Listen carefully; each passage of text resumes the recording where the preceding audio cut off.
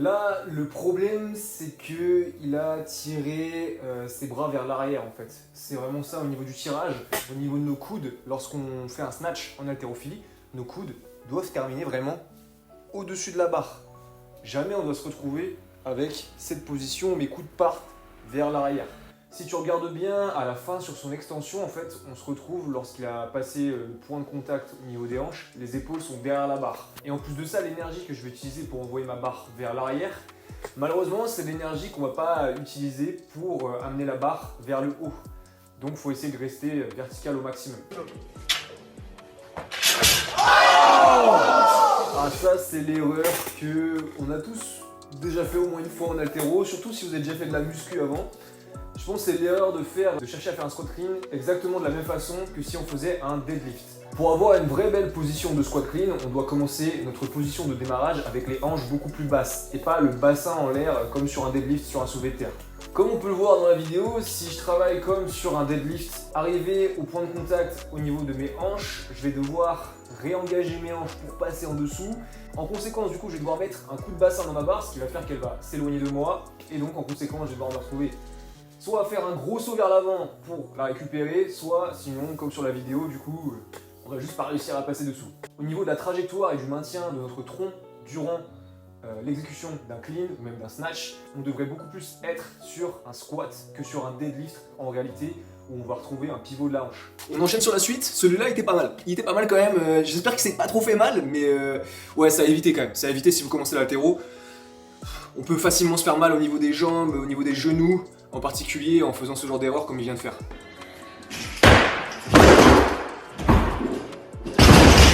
Ici, c'est à peu près la même chose. Le pratiquant, qu'est-ce qu'il fait? Bon, ça va, heureusement, il s'est pas fait mal. Il va envoyer la barre vers l'arrière, plutôt que de monter de manière verticale. Si je devais rajouter des instructions par rapport à ça, qu'est-ce que ça cause comme problème? En fait, pourquoi on va pas forcément réussir à la réceptionner? Plus on arrive sur des barres lourdes, plus on a une position de réception qui va être acceptable, qui va être restreinte. Moi, on va pouvoir envoyer la barre dans tous les sens en position de réception. Ma parfaite position de réception, c'est quoi? C'est quand je fais un strict press derrière la tête. Donc, par rapport à ça, si jamais je viens à envoyer la barre en faisant mon tirage légèrement plus en arrière, plutôt que d'être juste au-dessus de mes épaules, je vais être un peu plus en arrière. C'est ok en fait quand on a 40, 50, 60, 80% et même un peu au-dessus, on va réussir à la réceptionner et peut-être s'en tirer. Quand par contre on arrivera sur un max, sur un 90%, on peut se retrouver avec ceux qui viennent de se passer jusqu'à maintenant. Donc encore une fois, je répète, coude qui monte vertical. Vertical, on ne part pas avec les coudes vers l'arrière, mes épaules restent bien devant la barre durant tout le long de mon exécution. He's dreamed about this his whole life. Oh! Ça, c'est tout simplement un manque d'engagement à la réception en fait. J'arrive en position, mes coudes sont fléchis, il faut juste chercher vraiment en fait à tendre les coudes dès que je suis en position à l'arracher. Sinon il peut se passer ce genre de choses et en plus on peut facilement se blesser de cette façon au niveau des épaules en n'étant pas assez réactif en fait en réception quoi.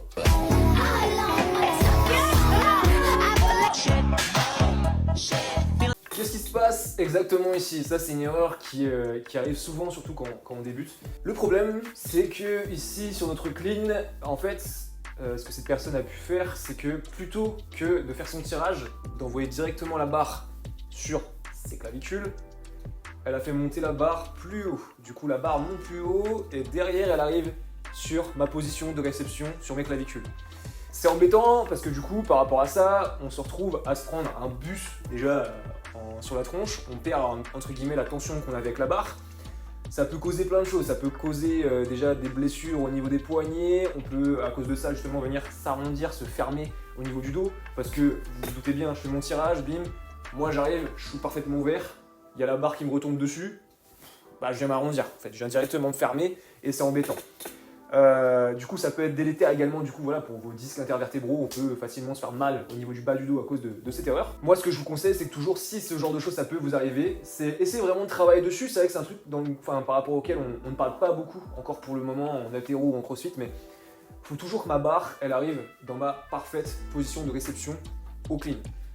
Ça doit pas faire je la monte au-dessus et ensuite elle me retourne dessus. Non, d'abord je fais mon tirage, bim, elle arrive directement sur mes deux clavicules avec un peu l'avant de mon épaule. Mais c'est pas ça monte au-dessus, ça redescend, sinon ça va pas marcher. Faut juste s'entraîner là-dessus. En général, vous pratiquez un petit peu quelques séries, barre à vide surtout à l'échauffement en fait, ça vous permet d'enregistrer comment le faire et après sur votre séance normalement vous ne faites plus cette erreur.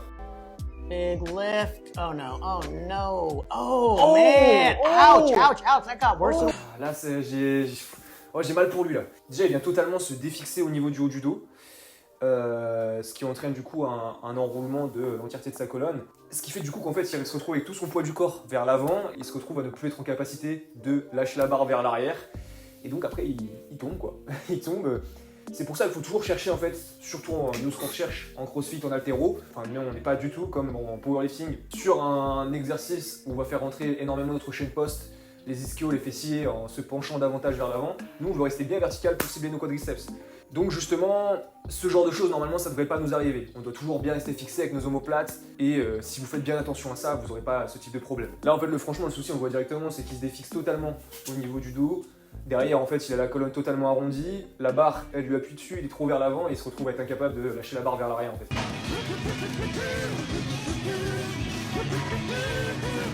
Ouais, bon, ça, c'est compliqué quand même. Bah, on n'est pas sur des squats, là. On n'est pas sur des squats. Qu'est-ce qu'on fait, là? Je sais pas. Qu'est-ce qu'on fait? Dites-le moi. Non, on va prendre cet exemple-là, à la limite, pour vous expliquer comment vous pourriez faire pour... Pourquoi pas, si jamais vous avez des difficultés à descendre en bas lors d'un squat, moi ce que je vous conseillerais de faire, c'est de pratiquer en faisant d'abord du goblet squat, avec une charge devant vous. En fait, ça va vous permettre, le fait d'avoir une charge devant vous, de recruter des muscles qui sont présents sur la face avant de votre corps, la chaîne antérieure. Ça va permettre de les activer et au fur et à mesure des semaines, en fait, ils vont devenir actifs, même sans charge. L'indicateur pour savoir quand est-ce que vous pouvez repasser de nouveau justement avec une barre de squat pour descendre complètement en bas, c'est quand, en général, vous arrivez, je sais pas, par exemple le matin au réveil, à faire un squat parfait, bien vertical, sans partir vers l'avant. Là, c'est que au niveau de votre posture, vous avez renforcé certains muscles qui font que vous n'avez pas besoin de partir vers l'avant, vous avez développé votre mobilité, et donc là vous pouvez partir à la barre. Mais c'est important de le développer, c'est vrai que j'insiste pas beaucoup dessus, mais faites des vrais squats, il faut descendre jusqu'en bas, c'est important, surtout dans ces sports-là, et même en général, je trouve. La force en fait elle est gagnée dans l'amplitude à laquelle je me rends. Donc à partir de là, si je descends jamais en bas, je serai jamais fort en bas malheureusement, et voilà, c'est dommage. C'est dommage. Là, on ne développe rien, là, je sais pas ce qu'on fait à part peut-être se faire mal au genou, tu vois, c'est tout. It was at this moment that he knew. He fucked up. Exactement, du coup, ce que je disais tout à l'heure, là, qu'est-ce qui se passe avec cet athlète? En fait, la personne, plutôt que de se grandir en restant bien vertical, en faisant monter ses coudes vers le haut, malheureusement, elle met juste un petit coup de bassin, en fait, qui fait que sa barre va s'éloigner d'elle, un petit peu devant. Ce qui fait que pour aller la récupérer, elle est obligée d'aller sauter vers l'avant et donc derrière en réception c'est compliqué, elle se retrouve à devoir marcher. On ne sait pas ce qui se passe par la suite. J'espère que tout va bien mais voilà.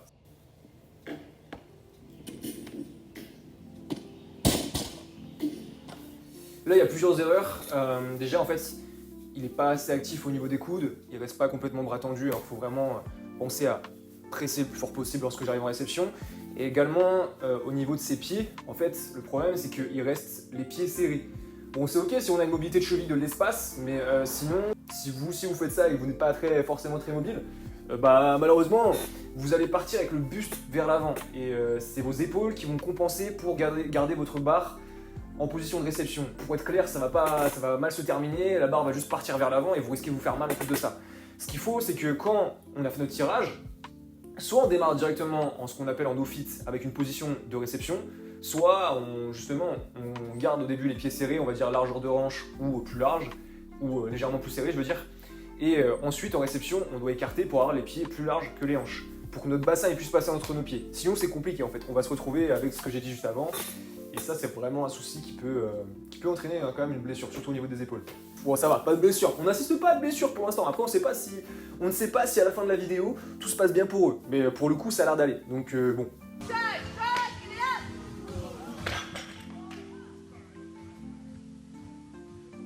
Aïe aïe aïe, celle-là franchement elle est pas belle à voir. Il y a plein de choses à corriger là, on n'est pas... Premièrement, qu'est-ce qui se passe? Il a les hanches trop hautes. Résultat des courses, qu'est-ce qui se passe? Il est obligé de mettre un coup de bassin en réengageant ses hanches pour passer en dessous, ce qui fait que la barre s'éloigne de lui, il se retrouve à faire un saut vers l'avant pour la réceptionner. Bon, ok. En plus de ça, il arrive en réception, non pas pleine main, mais sur le bout des doigts. Qu'est-ce qui se passe quand je réceptionne ma barre sur le bout des doigts? À moins d'être un haltérophile de haut niveau, qui fait les JO par exemple, qui fait du snatch deadlift à 100 kg.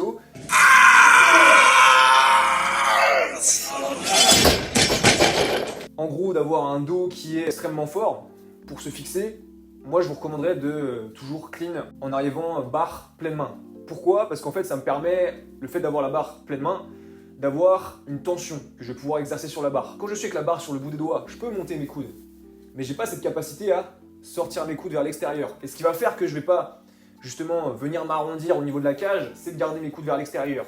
Qu'est-ce que je dois faire pour avoir ces coudes vers l'extérieur? Avoir la barre pleine main. Ça va vous permettre de ne pas vous arrondir. Là, ça aurait pu être dangereux, ça aurait vraiment pu mal se passer, il aurait pu vraiment se faire mal.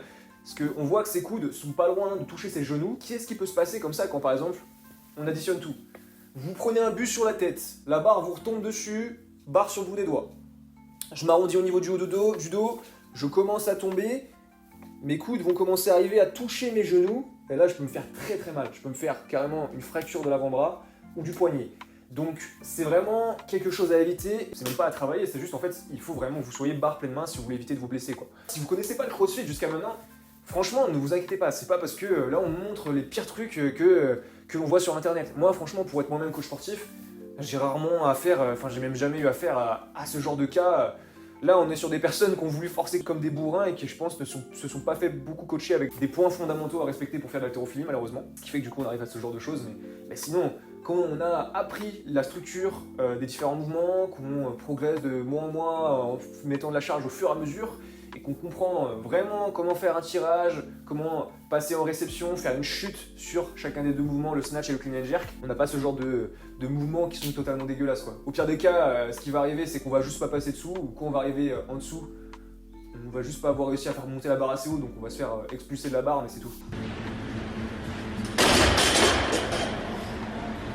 Bon, celle-là, elle peut surprendre. En fait, c'est tout simple. Là, en fait, ce qui se passe, c'est juste que au niveau de sa position, la barre doit être placée un petit peu trop haut, ce qui fait qu'en fait, on est en train d'écraser soit le nerf vagal, et ce qui fait qu'on peut tomber dans les pommes en étant avec une barre chargée sur nos épaules. Faut juste récupérer ses esprits, en fait, et ça va mieux. On se réveille, y a pas de souci. C'est assez impressionnant à voir comme ça. Faut juste éviter de pas faire monter la barre trop, en fait. Sinon, on peut facilement justement s'écraser la carotide et tomber dans les pommes de cette façon quoi. Mais c'est vrai que c'est assez impressionnant à voir comme ça je trouve. Ça fait un peu peur quoi.